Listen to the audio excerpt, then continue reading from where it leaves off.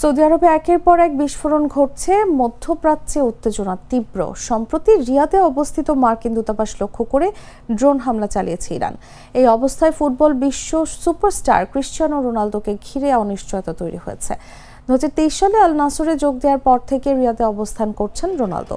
Iran Israel উত্তেজনার দিনও তিনি মাঠে খেলেছেন, তবে পরিস্থিতি ক্রমেই চরম মাত্রা ধারণ করায় ভক্তরা উদ্বিগ্ন ছিলেন। এবার স্বস্তির খবর, রোনালদোর 6,70,00,000 মূল্যের ব্যক্তিগত বিমান সৌদি ছাড়িয়েছে।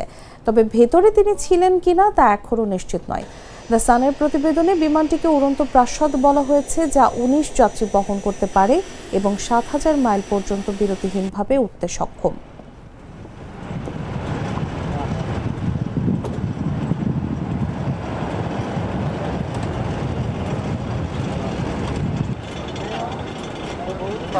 Non c'è nessuno.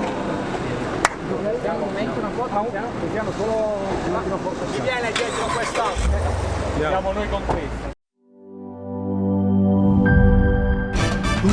ভয় পাস না, এটা কসমিক ডোর। শব্দের আরেক নাম কসমিক ডোর। এর ওয়াল থিকনেস ও রিপ থিকনেস বেশি থাকায় এটাকে 50 বছরেরও বেশি। কসমিক ডোর, নিশ্চিন্তে 50 বছর।